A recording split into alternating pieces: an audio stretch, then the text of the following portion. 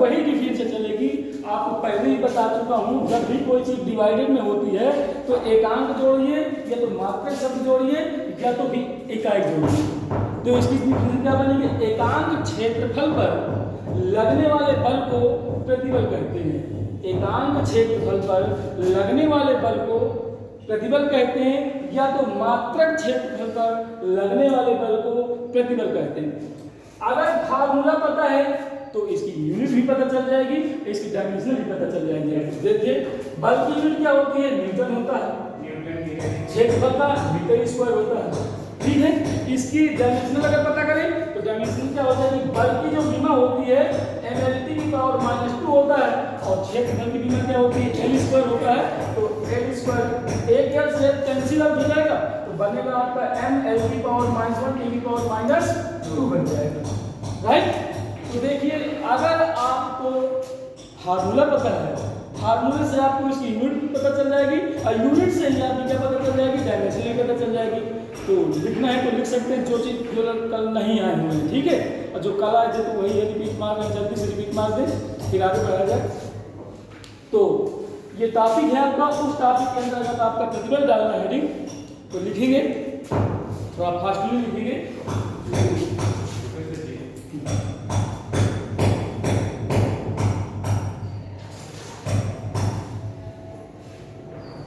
एकांक क्षेत्रफल पर लगने वाले बल को एकांक क्षेत्रफल पर लगने वाले बल को प्रतिबल कहते हैं। प्रतिबल कहते हैं, प्रतिबल कहते हैं। फार्मूला नोट कर लीजिए।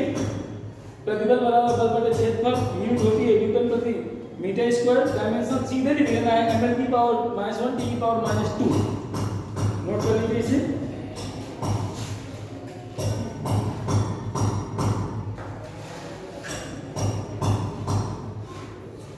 अब डालना है आपको विकृति।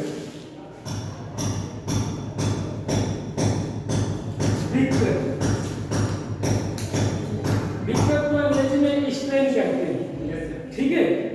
आपने शायद प्रेशर त्रुटि पढ़ी होगी, आपने प्रेशर त्रुटि क्या होती है? खाली प्रेशर त्रुटि जैसे आपका कोई किसी में प्रेशर त्रुटि हो सकती है, क्षेत्र में प्रेशर त्रुटि हो सकती है, द्रव्यमान में प्रेशर त्रुटि हो सकती है। तो उसी प्रकार से जैसे डेल्टा m/m लिखते थे इनटू 100 लिख देते थे, ये प्रेशर त्रुटि के अंतर्गत आता था। विकृत यही चीज रहेगी, अंतिम इसको द्रव्यमान में परिवर्तन कहते हैं और इसमें प्रारंभिक द्रव्यमान कहते हैं। इसमें क्या परिभाषा रहेगी? अंतिम लंबाई, या हम लोग अगर डेल्टा L बनाना चाहें तो अंतिम लंबाई और प्रारंभिक लंबाई के अनुपात को विकृत कहते हैं, ठीक है। तो लिखेंगे इसकी डिफिनेशन थोड़ा सा जल्दी से। समान अवस्था में वस्तु की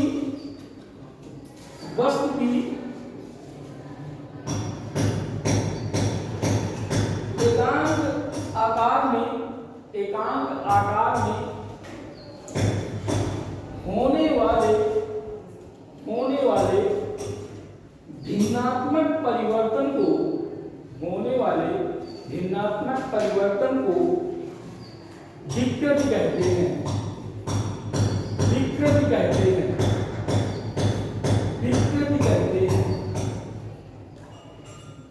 तथा ये तीन प्रकार की होती हैं। अनवैध विकृति,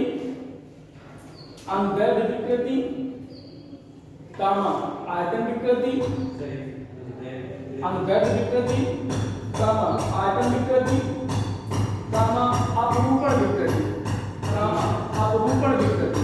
अपरूपण नंबर 3 है अपरूपण विकृति।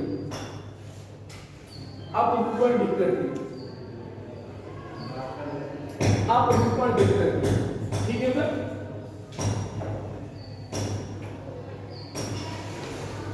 अब मोस्टली इंपॉर्टेंट डालना है हिंदी में आपको हुक का नियम। हाँ, इनको परिभाषित बताऊंगा मैं, अभी इससे आगे ही बताऊंगा।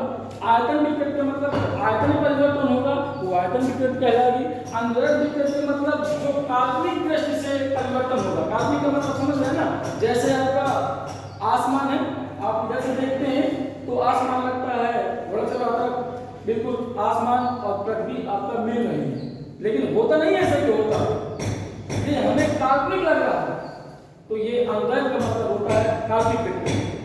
अपरूपण विकृत का मतलब क्या होगा, जैसे आपका अभी सावन आया था, सभी लोग झूला झूल रहे थे, ये आपका झूला झूल रहे, इसको पुश किया गया, इसको छोड़ दिया गया, ये ऐसे ही गति करती रहेगी ना, लेकिन एक अवस्था ऐसी आएगी जब ये बंद हो जाएगा तो अपनी मूल अवस्था में आने का प्रयास करेगा। ठीक है, तो जो बल आपका मूल अवस्था में लाने का प्रयास करता है उसे हम कहते हैं अपरूपण विकृति। क्या कहते हैं हम लोग? अपरूपण विकृत कहते हैं। जैसे आप यहाँ भी आए हुए, इसके बाद आपका मूल स्थान अपने रूम जाएंगे या तो घर जाएंगे, तो जो भी बल आपका एक अट्रैक्शन काम कर रहा है घर में, जो अट्रैक्शन लग रहा है उसे हम क्या कहेंगे? अपरूपण विकृति के अंतर्गत कहते हैं। लेकिन डालना है हुक का नियम। हुक का नियम क्या होता है? कभी कभी डिवीजन दिए होगा और चार्ट जो विकल्प दिए होगा उसमें बोल देगा कि ये कौन सा नियम पर आधारित है। तो हुक का नियम जो होता है प्रतिबल होता है बेटा, ये प्रतिबल समानुपाती विकृति के होता है। प्रतिबल समानुपाती विकृत, जिस तरह प्रतिबल बदलेगा उसी प्रकार आपका विकृत बदलेगा। विकृत साइलेंट रहेगा तो आपका प्रतिबल भी साइलेंट रहेगा। विकृत की डिवीजन लिखा चुका मैं और प्रतिबल की डिवीजन लिखा चुका मैं। तो इस नियम के अनुसार, किस नियम के अनुसार? हुक के नियम के अनुसार, हुक के नियम के अनुसार प्रतिबल विकृत के समानुपाती होता है, अर्थात प्रोपोर्शनल में होता है। जब समानुपाती का चिन्ह हटेगा तो एक कांस्टेंट आएगा, हर जगह अलग अलग कांस्टेंट आया करता है। एक जगह मतलब पूरी फिजिक्स में एक ही कांस्टेंट नहीं होता है, एक ही कांस्टेंट होता है, अलग अलग जगह अलग अलग कांस्टेंट होता है। पढ़ा भी होगा शायद आपने, कोई बीएससी कर रहा होगा, कोई इंटर कर रहा होगा, कोई एसटीएल भी कर रहा होगा, तो आप सब समझते हैं कि अलग अलग जगह अलग अलग कांस्टेंट आता है। ठीक है, जब समानुपाती चिन्ह हटाते हैं तो कांस्टेंट आएगा यहाँ पर ई और विकृत। हाँ, किसे? हाँ, ऐसे नोट कर लीजिए। जब समानुपाती चिन्ह हटाते हैं तो कांस्टेंट आएगा ई। ई को हम कहते हैं प्रत्यास्थता गुणांक। क्या कहेंगे? प्रत्यास्थता गुणांक। इसको डिवाइड में लाएंगे अगर हम लोग तो ई बराबर निकलेगा बेटा प्रतिबल अपान विकृति। मतलब एक डिवीजन और आ गई हमारे पास, इस ई को कहेंगे प्रत्यास्थता गुणांक। तो प्रत्यास्थता गुणांक की परिभाषा क्या बन के हमारे पास आ गई? प्रतिबल और विकृत के अनुपात को क्या कहते हैं? प्रत्यास्थता गुणांक कहते हैं। न्यू डिवीजन बन के आ गई हमारी। यहीं पर चार विकल्प दिए होंगे, ई इक्वल टू प्रतिबल अपान विकृत, दूसरे में लिखा होगा विकृत अपान प्रतिबल, चौथे में लिखा होगा दोनों, चौथे में लिखा होगा इनमें से कोई नहीं। तो आपको इनमें से अगर आता होगा तो आपको टिक लगा देंगे, नहीं आता होगा तो पता नहीं कौन सी टिक लगाएंगे। इसलिए ये आपको पढ़ना जरूरी है। तो हेडिंग डालिए हुक का नियम, लिखेंगे इस नियम के अनुसार, इस नियम के अनुसार प्रतिबल, इस नियम के अनुसार प्रतिबल विकृत के, इस नियम के अनुसार प्रतिबल विकृत के समानुपाती होता है। इस नियम के अनुसार प्रतिबल विकृत के समानुपाती होता है। इसे नोट कर लीजिए, प्रतिबल समानुपाती विकृति। जब समानुपाती चिन्ह हटाएंगे कांस्टेंट आएगा ई, जहां ई को कहते हैं, जहां ई प्रत्यास्थता गुणांक कहते हैं। इसके जस्ट नीचे डालना है प्रत्यास्थता गुणांक दिया गया, यदि इसको भी जान लेते हैं प्रत्यास्थता गुणांक।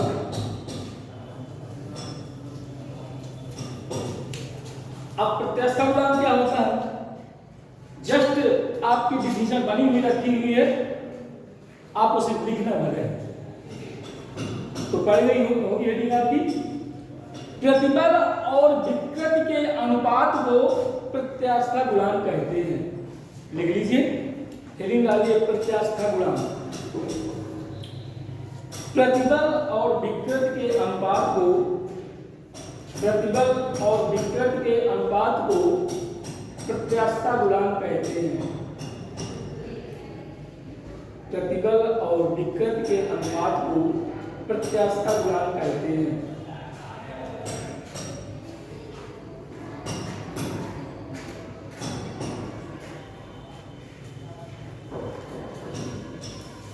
ये चलिए बेटा,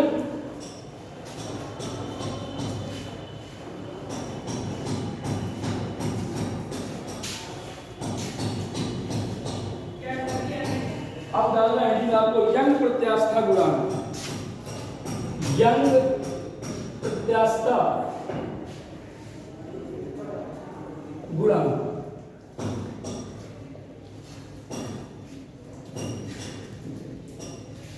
यंग प्रत्यास्था गुणांक। अब यंग प्रत्यास्था गुणांक क्या होता है? जैसे आपको प्रत्यास्था गुणांक की डिफिनेशन बताई गई है, प्रतिबल अपान विकृति, लेकिन यंग यहाँ पर ये ना समझिएगा यंग मीन्स जवान, ठीक है। ये आपका प्रत्यास्था गुणांक के अलग अलग डिफिनेशन है। इसके लिए डिफिनेशन क्या बनेगी? लघु प्रतिबल और लघु विकृति के अनुपात को हम कहेंगे यंग प्रत्यास्था गुणांक। लघु मीन्स होता है छोटा, बहुत छोटा हम लेंगे, एरिया निर्धारित होगा कोई ना कोई, तो डिफिनेशन लिखेंगे इसकी। लघु विकृति के लिए, लघु विकृति के लिए, लघु विकृति के लिए अनुदैर्घ्य प्रतिबल, अनुदैर्घ्य प्रतिबल तथा अनुदैर्घ्य विकृति के अनुपात को, तथा अनुदैर्घ्य विकृति के अनुपात को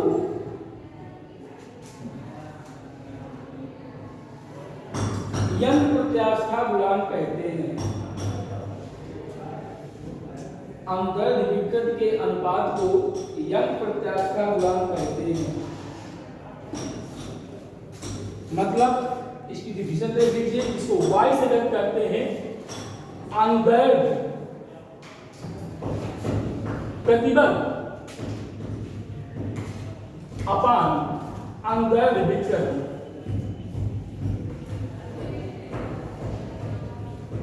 इसे नोट कर लीजिएगा, इसे y से डिनोट करते हैं। हाँ, इसे y से डिनोट करते हैं। इसका फार्मूला नोट कर लीजिए, mg कैपिटल L अपान पाई r स्क्वायर डेल्टा L। इसे नोट कर लीजिए। अब प्रत्यास्था किसमें लगती है ये ध्यान देना है। जैसे कि आपको रबड़ होती है, एक स्टील का तार ले लीजिए, एक रबड़ का तार ले लीजिए। रबड़ क्या करते हैं? खिंचाव खींचते हैं तो फैल जाती है, लेकिन जो स्टील का तार होता है अगर खींचेंगे तो वो खिंचाव उत्पन्न नहीं करेगा। तो करेगा कब? अगर उसको हीट करेंगे तब वो फैलेगा, ठीक है। जो कम फैलते हैं उनकी प्रत्यास्था ज्यादा होती है, जो ज्यादा फैलते हैं उनकी प्रत्यास्था कम होती है। कभी कभी ये क्वेश्चन बन के आ जाता है, तो ये आपको करना पड़ेगा। जैसे YS और YR, इसका मतलब है ये स्टील का यंग प्रत्यास्था गुणांक हो गया, ये रबड़ का यंग प्रत्यास्था हो गया। हमने इस चिन्ह को तो जानते हैं कि क्या कहेंगे, मतलब हिंदी में कहेंगे ये बड़ा है, इससे ये बड़ा है, अर्थात ये ग्रेटर देन है, ठीक है। तो इसके अंतर्गत हम ज्यादा नहीं बताएंगे। आगे डालना है आपको आयतन प्रत्यास्था गुणांक। आयतन प्रत्यास्था गुणांक जो काम की चीज है वही से पढ़ाया जाएगा आपको। हेडिंग डालना है आयतन प्रत्यास्था गुणांक। आयतन प्रत्यास्था गुणांक। सर यहाँ लाइट क्यों नहीं है? जी यहाँ लाइट क्यों नहीं है? जल्दी जानते हैं लाइट नहीं क्या? लाइट नहीं क्या? रफीक सर को फोन लगाएंगे, लगाइए।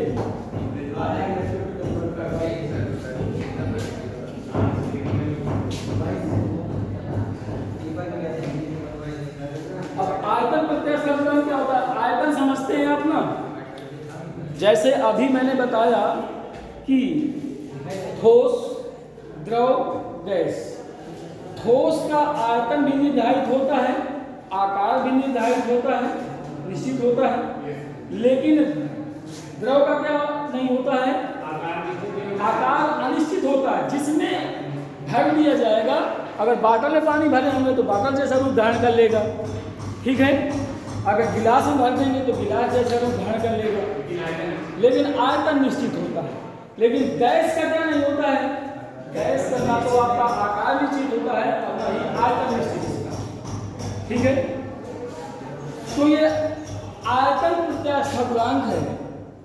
यहाँ पर आयतन प्रत्यास्थ गुणांक के लिए लोग फैलाव उत्पन्न कराएंगे, जैसे किसी का भी फैलाव, स्टील का तार हो गया, रबर का तार हो गया, या तो आपका गैस का हो गया। क्योंकि हमारा प्रॉपर्टीज आप किस में चल रहे हैं?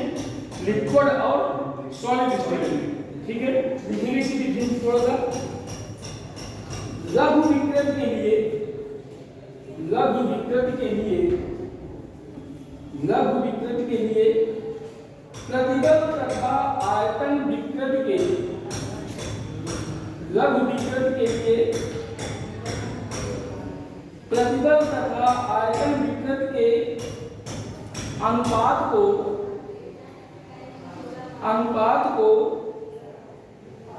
आयतन प्रत्यास्थ गुणांक कहते हैं। आयतन प्रत्यास्थ गुणांक कहते हैं। आयतन प्रत्यास्थ गुणांक को हम लोग B से व्यक्त करते हैं। B से नहीं, B से, बॉल वाला B। B बराबर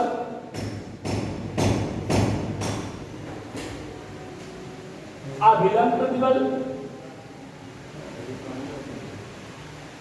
अपान आयतन विकृत। इसे नोट कर लीजिए बेटा। अभिलंब प्रतिबल के लिए हम लोग P से नोट करते हैं प्रतिबल को, और आयतन विकृत के लिए डेल्टा B अपान B। इस B को ऊपर ले जाएंगे तो B equal to P upon minus का डेल्टा B। इस माइनस को डिवाइड करेंगे B से तो माइनस का PB अपान डेल्टा B। इस B को भी कैंसिल न कर दीजिएगा, क्योंकि ये B आपका आयतन परिवर्तन है और B है आपका प्रारंभिक आयतन, ठीक है।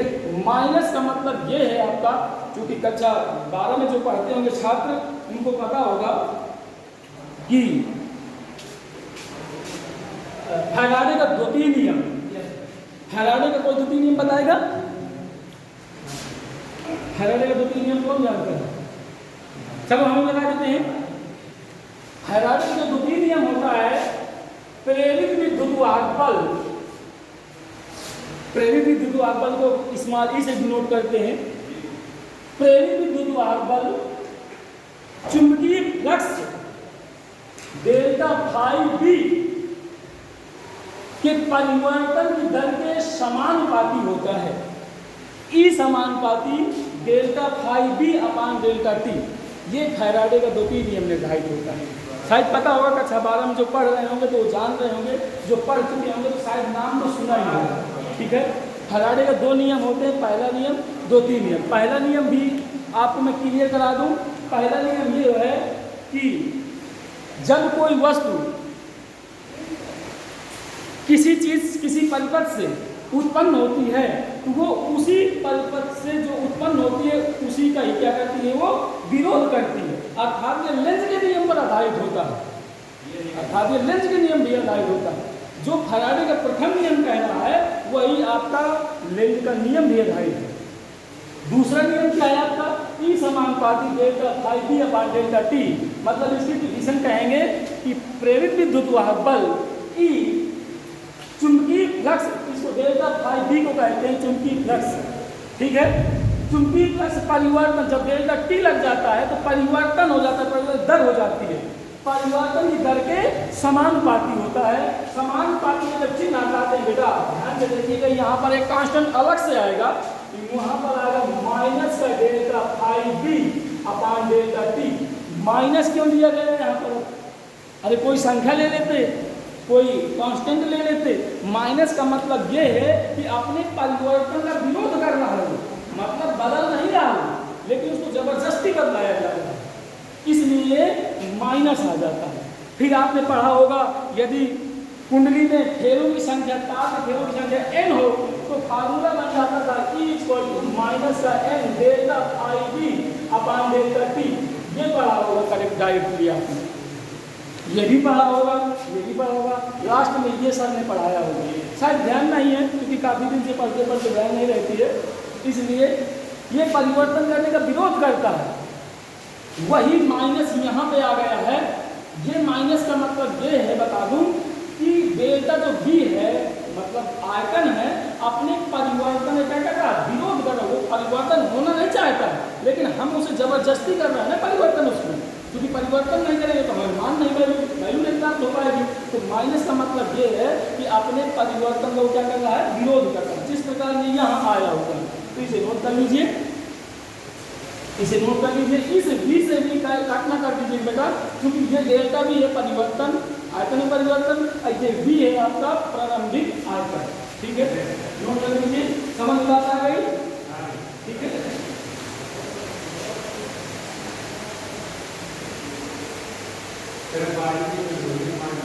नहीं ऐसा कोई भूल नहीं है। अब जैसे हम पढ़ा रहे हैं, पढ़ाना भी बंद होगा, आपका पढ़ना भी बंद होगा, ये पानी हमेशा थोड़ी व्यवस्था रहेगा। ठीक है,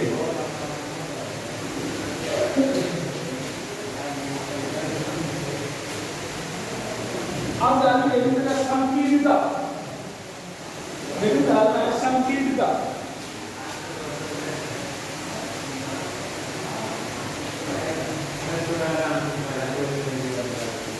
संकीर्णन जो होता है हमारा, वो आयतन जो विकृति आपको पढ़ाई अभी, आयतन जो विकृति अभी पढ़ाई, मतलब आयतन को क्या करता है अभी मैंने पढ़ाया B, उसके जस्ट प्रतिलोम के बराबर होता है।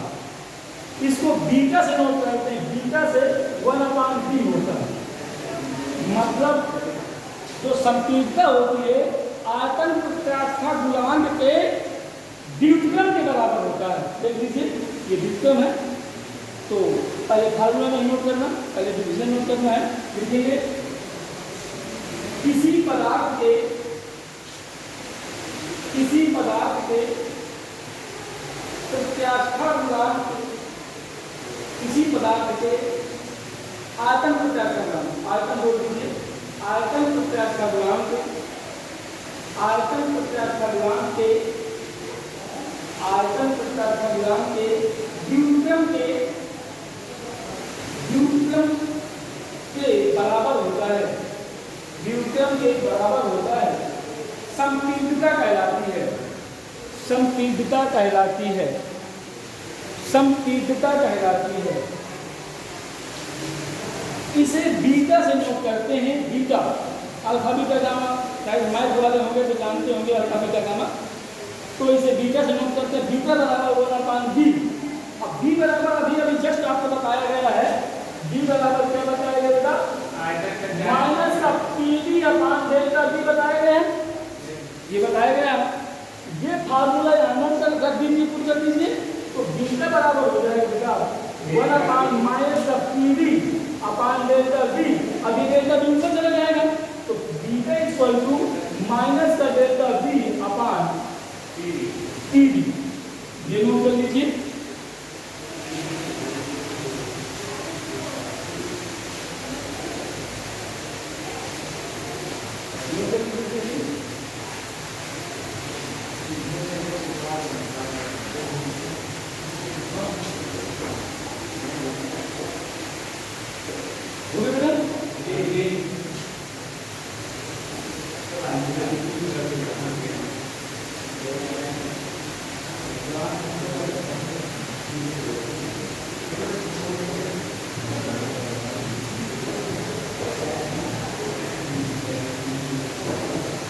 अब डालना है आपको रेडी जड़ता गुणांक।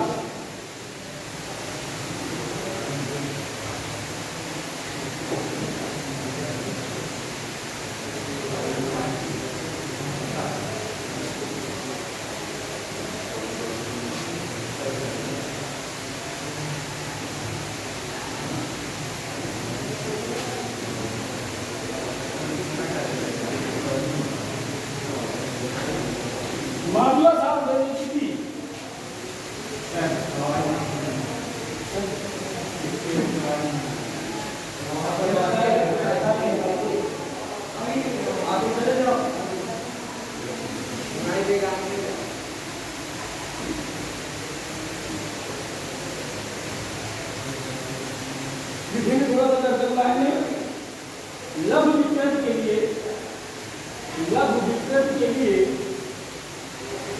लघु विकृत के लिए अपरूपण प्रतिबल, अपरूपण प्रतिबल तथा अपरूपण प्रतिबल,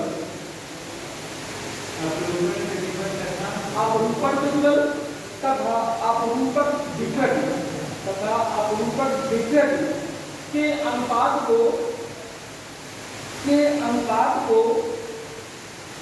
जड़ता गुणांक कहते हैं, जड़ता गुणांक कहते हैं। इसे नी का सिलेक्ट करते हैं।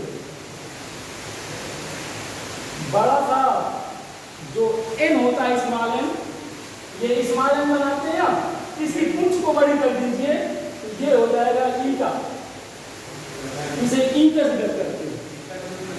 ये चिन्ह लिख दिया मैंने, इसे ई का सिलेक्ट करते हैं।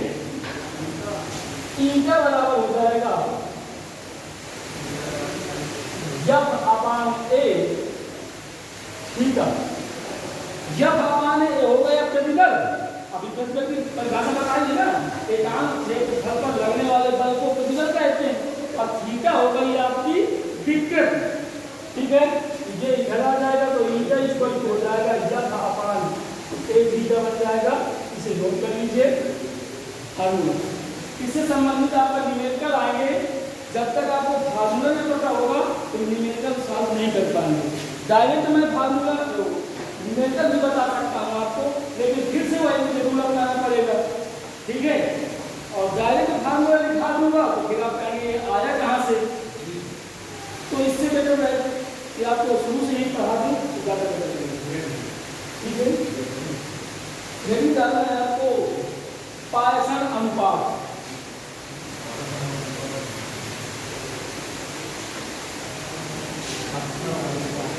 पायसन अनुपात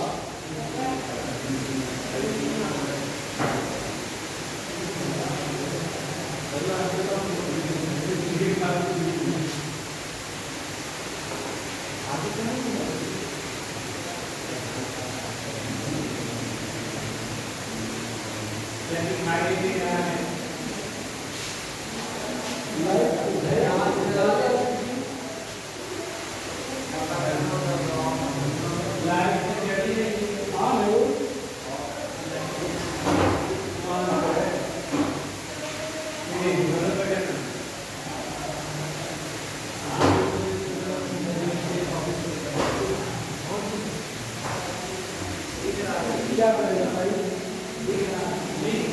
क्या किया जाए दिखाई नहीं दे रहा है, दिखाई दे रहा है वहां पे बैठा है,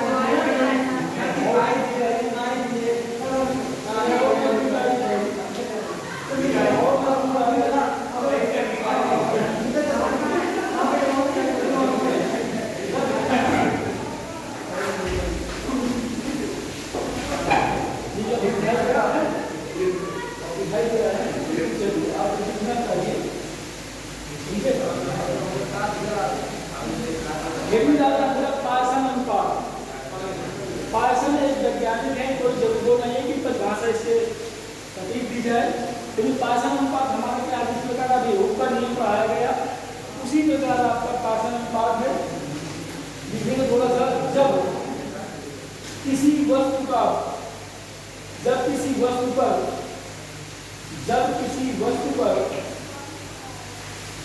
बराबर तथा विपरीत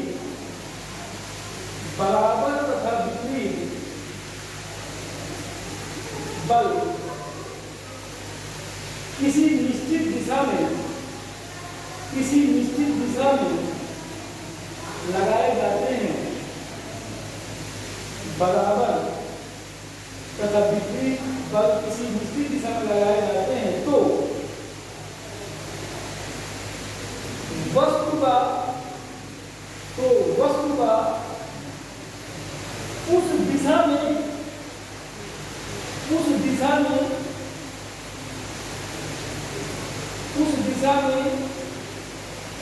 वस्तु का आकार फैल जाता है, उसी समय वह उसी समय वह लंबवत दिशाओं में संकुचित हो जाता है। संकुचित का मतलब कलेक्ट हो जाता है, संकुचित हो जाता है, संकुचित हो जाता है तथा भिन्नात्मक परिवर्तन को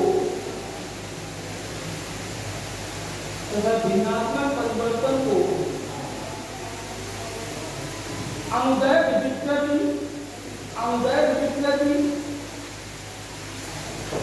विकृति और पार्श्विक विकृति।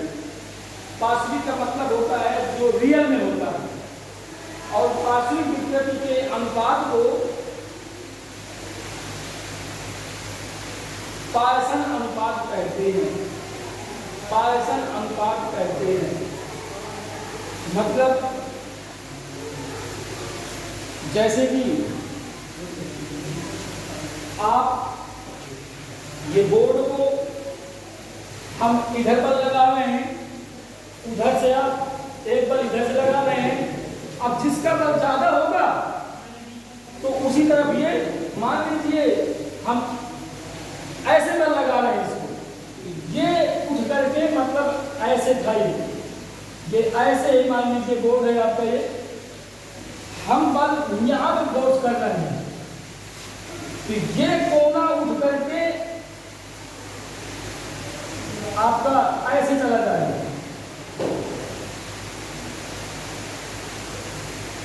ऐसे हो जाएगा। नहीं, अगर हम इसको पुश करेंगे तो ये आपका ये आकार बन जाएगा।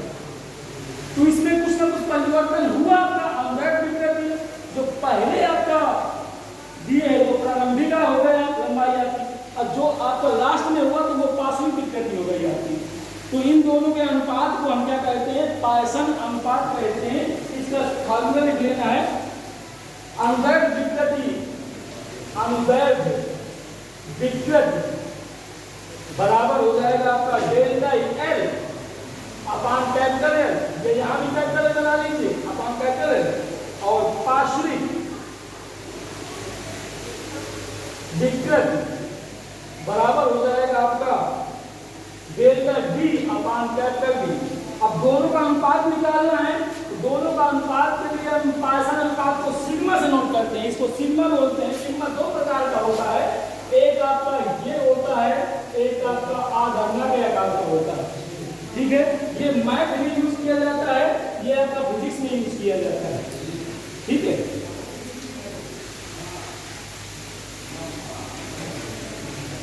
तो पार्श्विक विकृति अपान अनुदैर्घ्य विकृति।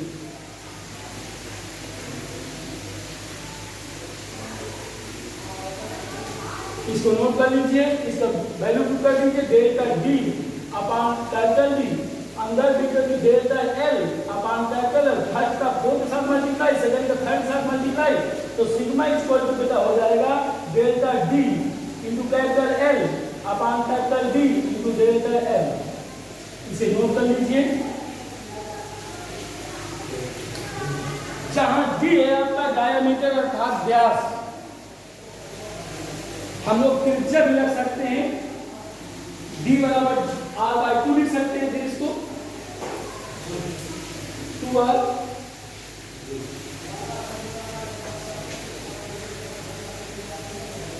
अब एक फार्मूला से दिखाऊंगा आपको, क्योंकि आपको लिखने के लिए आता है, प्रूफ करने के लिए नहीं आता, इसलिए प्रूफ न करवाया जाएगा। चाहे तो मैं प्रूफ भी करवा दूंगा अगर आप कहेंगे।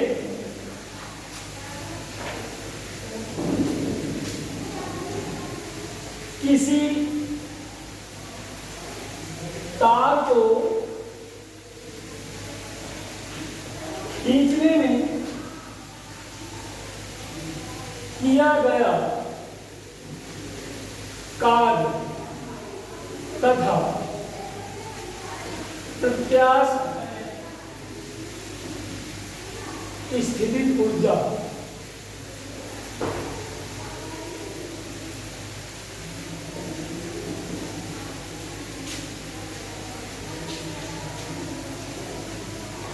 तो इसमें सिर्फ आपको फार्मूला लिखेंगे, ओनली प्रूफ नहीं करना है आपको। तो इसके लिए फार्मूला नोट कर लेंगे डायरेक्टली, क्योंकि आप जानते हैं कार्य करने की क्षमता को भी ऊर्जा कहते हैं, इसलिए U बराबर या W बराबर लिख सकते हैं 1/2 प्रतिबल, बहुत मोस्ट इंपॉर्टेंट सूत्र है, प्रतिबल गुणे विकृत गुणे आयतन।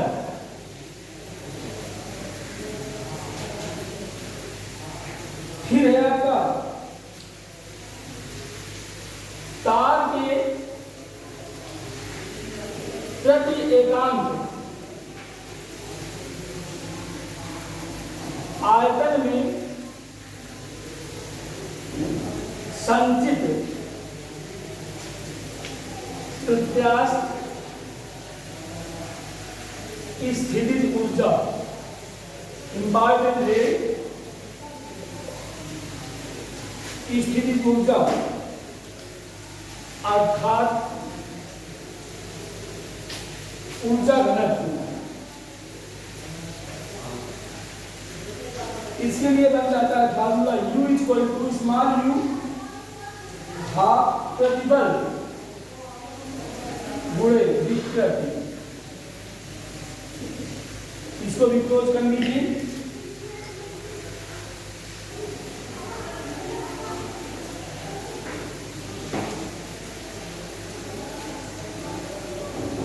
इससे संबंधित न्यूमेरिकल आएंगे आपके। चलिए फार्मूला इसी के अंदर न्यूमेरिकल कराते हैं, नोट करिएगा। बोल रहे हैं न्यूमेरिकल आपको, इसे नोट कर लीजिएगा। जब तक नोट नहीं करेंगे तब तक मैं आगे बढ़ेगा।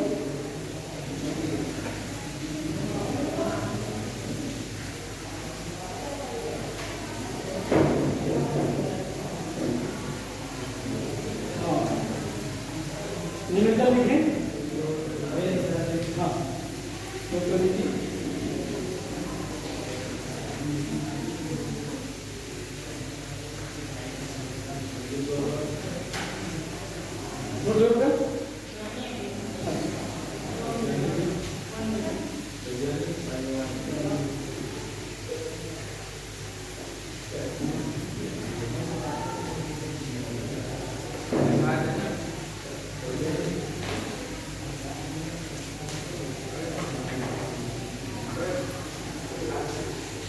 नोट्स बनाते रहिएगा, लिखे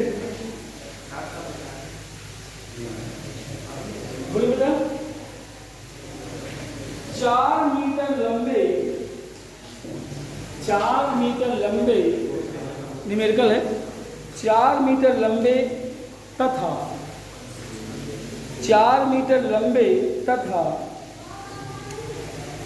1.2 सेंटीमीटर स्क्वायर 1.2 4 मीटर लंबे तथा 1.2 सेंटीमीटर स्क्वायर 1.2 सेंटीमीटर स्क्वायर अनुप्रस्थ काट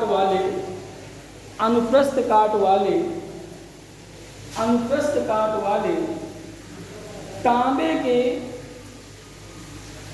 के तार को 4.8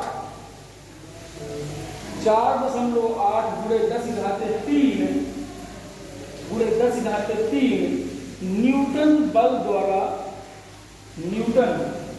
द्वारा खींचा जाता है। यदि तांबे के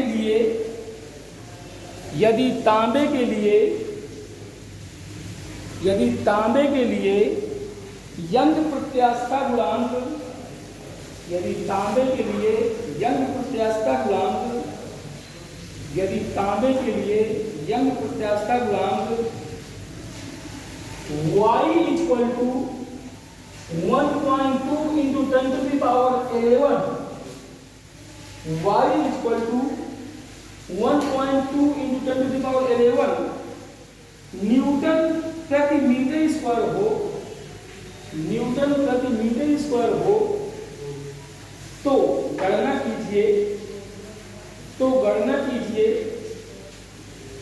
तो गणना कीजिए नंबर 1 प्रतिबल, नंबर 1 प्रतिबल, नंबर 2 विकृति, नंबर 2 विकृति, नंबर 2 विकृति, नंबर 3 तार की लंबाई में वृद्धि, तार की लंबाई में वृद्धि, तार की लंबाई में वृद्धि। चलिए ध्यान दीजिए, न्यूमेरिकल को एक बार अपने मन से पढ़ लीजिए क्या क्या दिए हैं और क्या हमसे पूछ रहा है, ठीक है।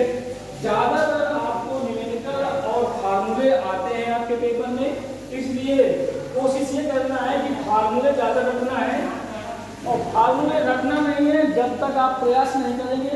जितना ज्यादा प्रयास करेंगे न्यूमेरिकल लगाने में तो ऑटोमेटिक फार्मूले रख जाएंगे, ठीक है। एक बार पढ़ लिया, पढ़ करके देख लीजिए क्या क्या दिए हैं।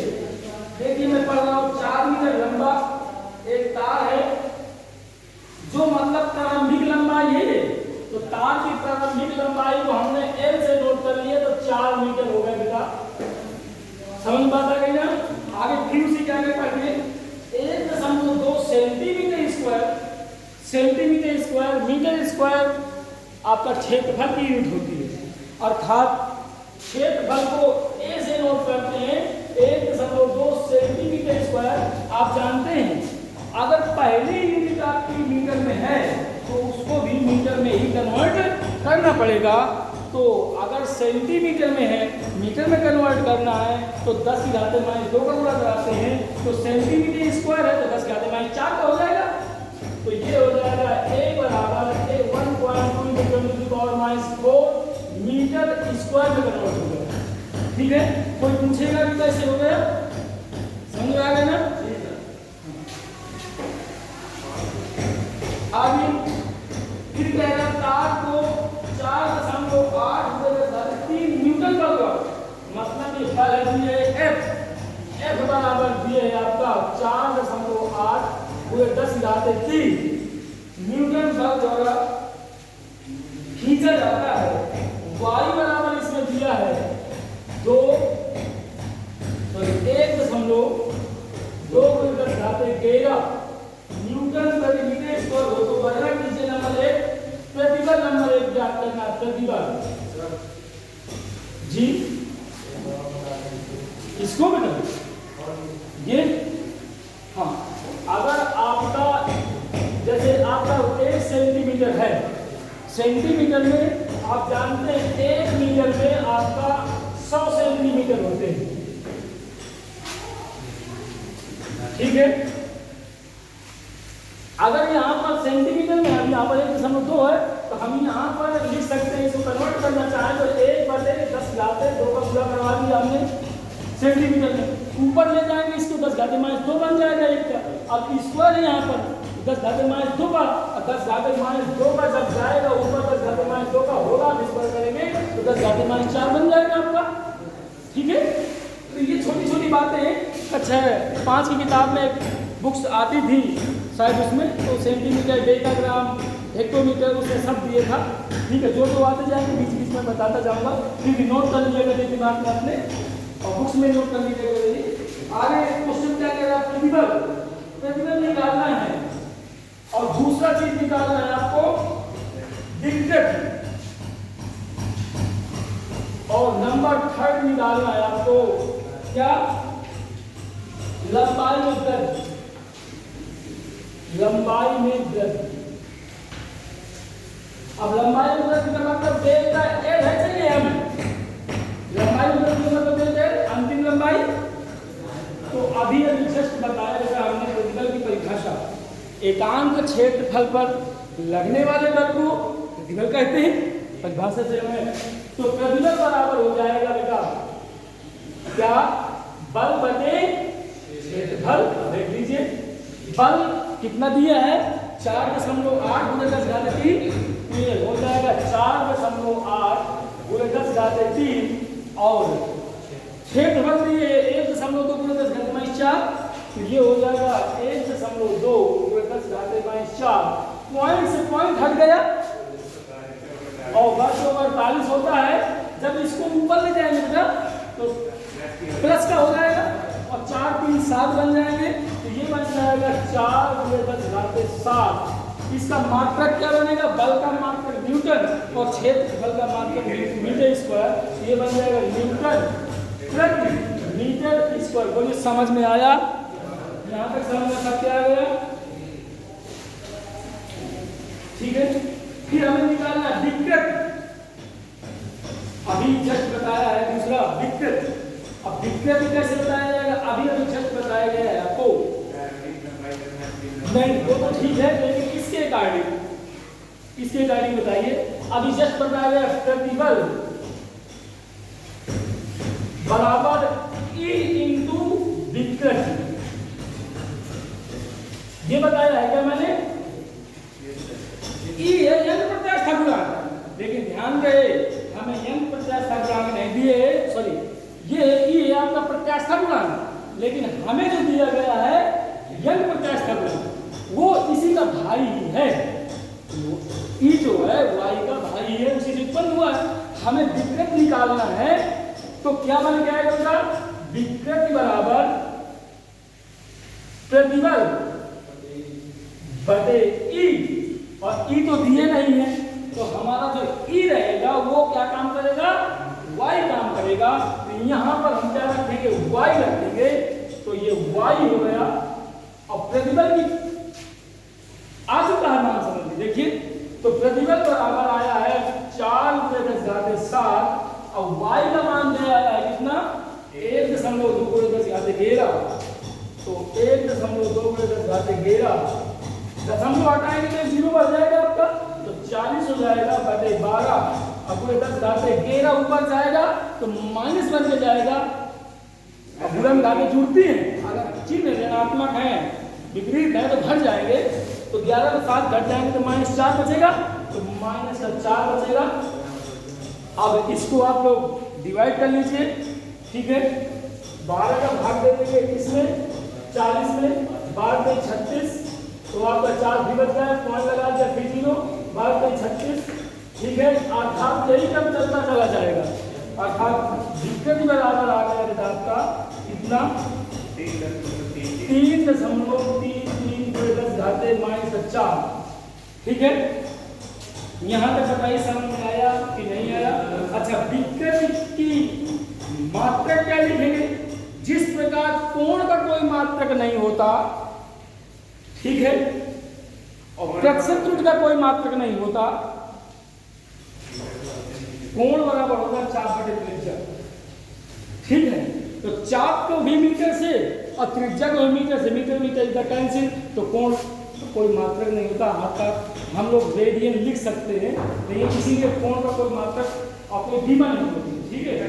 हाँ, मात्रक रेडियन होता है उसका, लेकिन उसका मीटर में नहीं होता है, उसको रेडियन में चलता है, उसको कन्वर्ट किया जाता है रेडियन में, ठीक है। अब विकृत की आ गई, अब क्या करना है हमें, विकृत आ गई। अब निकालना है हमें क्या, लंबाई के वृत्त, लंबाई में वृत्त बराबर विकृत बराबर मैंने बताया है, विकृत बराबर मैंने बताया, क्या बताया था आपको, विकृत बराबर, और थोड़ा सोचिए, और सोचिए, हाँ बता रहे हैं कोई, लंबा अंतिम लंबाई बटे प्रारंभिक लंबाई बताई थी ना, यानी कि अंतिम लंबाई यानी डेल्टा एल अपान डेल्टा, यही तो बताया। तो मतलब विकृत कितना निकला आपका 3.33 × 10⁻⁴। तो मतलब यहाँ पर क्रॉस मल्टीप्लाई कर देंगे, ठीक है, तो एल बराबर आ जाएगा, विकृत नीचे चला जाएगा, तो डेल्टा एल अपान विकृत, मतलब ये हो जाएगा एल बराबर डेल्टा एल की वैल्यू कितनी रखी गई है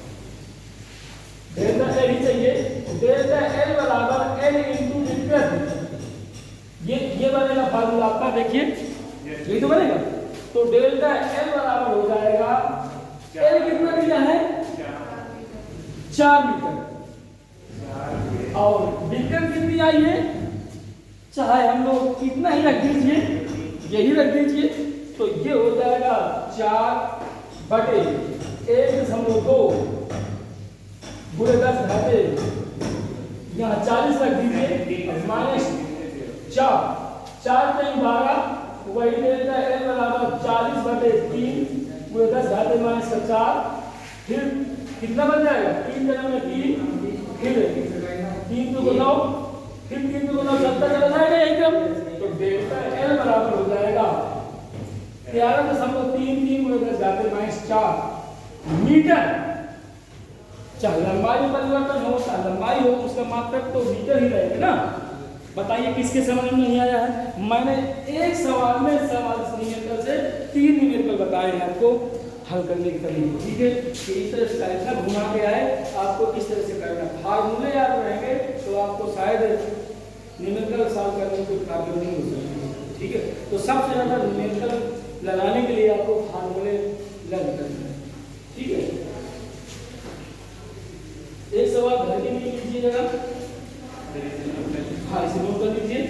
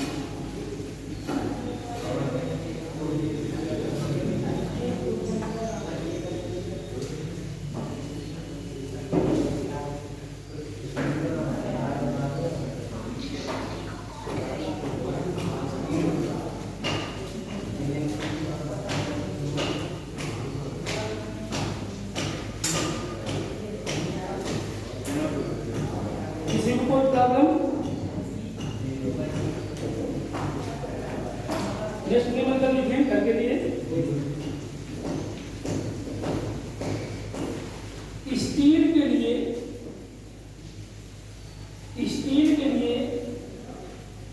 भंजक प्रतिबल, चाहे भंजक आ जाए चाहे खाली प्रतिबल आ जाए, प्रतिबल से ही नोट करना है आपको, ठीक है। भंजक प्रतिबल 8×10⁶ न्यूटन प्रति मीटर स्क्वायर है, न्यूटन प्रति मीटर स्क्वायर है।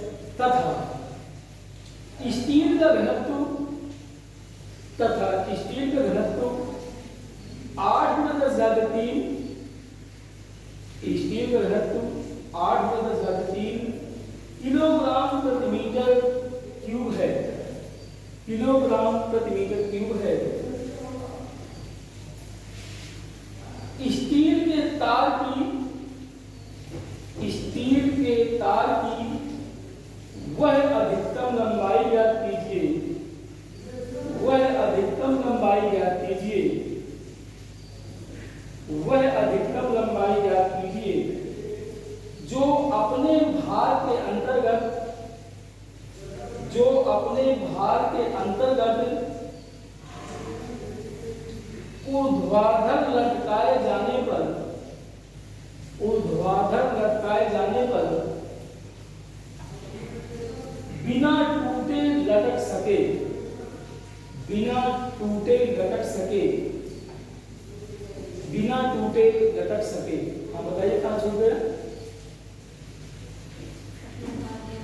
अपने भार के अंतर्गत ऊर्ध्वाधर लटकाए जाने पर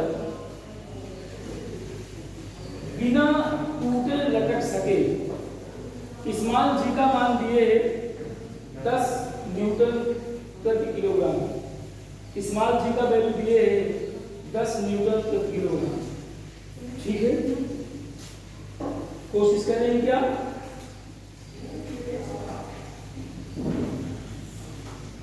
कोशिश करिएगा। आंसर बता देता हूं मैं, 100 मीटर आएगा आपका। आंसर बता देता हूं, 100 मीटर बन के आएगा उत्तर आपका। कोशिश करिएगा लगाने का। अभी नहीं लगाना, एक मिनट लगाओ। लिखिए, एक ही धातु के, एक ही धातु के दो तारों से, एक ही धातु के दो तारों से, दो तारों से समान भार लटकाए गए हैं, समान भार लटकाए गए हैं। इनमें एक तार की लंबाई, इनमें एक तार की लंबाई 2 मीटर, इनमें एक तार की लंबाई 2 मीटर, व्यास 1 मिलीमीटर, व्यास 1 मिलीमीटर तथा दूसरे तार की लंबाई 1 मीटर, दूसरे तार की लंबाई 1 मीटर तथा व्यास 0.5 मिलीमीटर तथा व्यास, दूसरे तार की लंबाई 1 मीटर तथा व्यास 0.5 मीटर, 0.5 मिलीमीटर है। इनमें से किस तार में, इनमें से किस तार में अधिक वृद्धि होगी? इनमें से किस तार में अधिक वृद्धि होगी और कितनी होगी? और कितनी होगी? और कितनी होगी? फार्मूला वही बताया गया था आपको, y = बता दिया गया था। निवेदन को एक बार पढ़ लीजिए, मैं थोड़ा सा हिंट देता हूं आपको, घर से लगा के लाना इसको। आपको अभी बताया गया था y = बेटा बताया गया था m small g capital L अपान पाई r स्क्वायर डेल्टा L। हमें कितनी वृद्धि होना है, तो यहां से डेल्टा L की वैल्यू आप निकालेंगे, तो डेल्टा L बराबर हो जाएगा बेटा, ये y डिवाइड में जाएगा तो mg कैपिटल L अपान पाई r स्क्वायर y बन जाएगा। इसके अकॉर्डिंग हम फार्मूला बनाएंगे। भाई दो तार हैं आपके, तो इसके लिए बनाएंगे डेल्टा L1 अपान डेल्टा L2 बराबर, ये जो डेल्टा L है इस L के समानुपाती है, इसलिए L1 अपान L2। और क्या बनेगा, हमारा त्रिज्या और लंबाई में परिवर्तन हो रहा है, बाकी सब कुछ हो दिया जाएगा। तो ये त्रिज्या क्या है बेटा, यानी डेल्टा L त्रिज्या क्या है, विद्युमानुपाती है। तो जब विद्युमानुपाती है तो अपोजिट चलेगा, यानी R2 अपान R1, ये बन जाएगा R2 का स्क्वायर अपान R1 का स्क्वायर। सबकी वैल्यू पुट कर दीजिए, आंसर करके आपका आ जाएगा। चलिए देखते हैं, डेल्टा L1 अपान डेल्टा L2, L1 की वैल्यू कितनी दी है, मतलब पहले तार की लंबाई 2 मीटर है, तो 2 मीटर, दूसरे तार की लंबाई 1 मीटर है, और जो व्यास दी है पहले तार की 1 मिलीमीटर है, यानी कि D1 दिए है आपका 1 mm, और mm को मीटर में कन्वर्ट करेंगे तो 10⁻³ से मल्टीप्लाई कराते हैं, तो ये बन जाएगा 1 × 10⁻³ डायमीटर है ये, हमें त्रिज्या निकालना पड़ेगा। तो R1 निकालेंगे तो 1/2 × 10⁻³ तो R1 बराबर 0.5 × 10⁻³ मीटर में कन्वर्ट हो गए। मतलब इसको हम 5 × 10⁻⁴ लिख सकते हैं। अगर पॉइंट को दाएं साइड ले जाएंगे तो घातें माइनस में बढ़ती है, पॉइंट को अगर बाएं साइड ले जाएंगे तो घातें प्लस में बढ़ती है। ठीक है, ये मीटर में कन्वर्ट हो गया। आगे V2 कितना दिए भैया बताइए? V2 दिए 0.5 मिलीमीटर, 0.5 mm, 0.5 × 10⁻³ ये मीटर में कन्वर्ट हो गया आपका। R निकालना है, R2 निकालना है तो 0.5/2 कर देंगे इंटू 10⁻³ और पॉइंट हटाएंगे तो बस घात -4 बन जाएगा। तो R2 = बन जाएगा आपका 5/2 × 10⁻⁴। इसको कटिंग करेंगे तो 2.5 × 10⁻⁴। अब आप ये सोचेंगे कि पॉइंट यहाँ लगा था, यहाँ लगा था तो आपने हटा दिया था, और यहाँ भी तो हटा लीजिए, लेकिन हटा तो देंगे हम, लेकिन घातें बढ़ जाएंगी, इससे कंपेयर करने में बढ़ जाएंगे घातें, समान रखेंगे थोड़ा कट जाएंगे, मतलब अपने सॉल्व करने के लिए सहूलियत रखते हैं। तो R2 की वैल्यू रखेंगे 2.5 × 10⁻⁴ अपान R1 कितना दिए 5 × 10⁻⁴ का होल ऑफ स्क्वायर। अरे क्यों स्क्वायर रखेंगे? क्योंकि R2 का स्क्वायर अपान R1 का स्क्वायर, मतलब ये घटाने का रूल होता है a² अपान b² लिखा हो तो a अपान b का होल ऑफ स्क्वायर लिख सकते हैं। कक्षा 9 में आपने मैथ पढ़ा होगा। तो आपका ये और ये कैंसिल आउट हो गए। अब पॉइंट हटाएंगे तो 0 बढ़ जाएगा ये, तो ये 2/1 इंटू ये बनेगा 2 अपान ये 50 बन जाएगा ये, और होल ऑफ स्क्वायर पहले से लगा हुआ है देखिए। तो ये 2/1 ये 25 दूनी 50 हो गया, 1/2 का होल ऑफ स्क्वायर बन गया, ये बन गया 2/1, ये बन जाएगा 1/4। तो 2 से 2 कैंसिल आउट हो गया, मतलब आपका डेल्टा L1 अपान डेल्टा L2 = 1/2। तो डेल्टा L1 अनुपात डेल्टा L2 1/2। तो कौन सी पड़ी होगी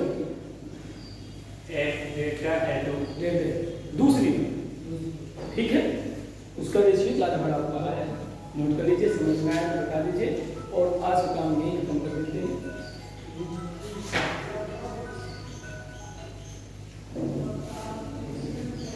पेपर में जब भी आएगा आपका तो इसी चैप्टर के अंतर्गत आएगा, थोड़ा सा पढ़ लीजिएगा। ठीक है, इसको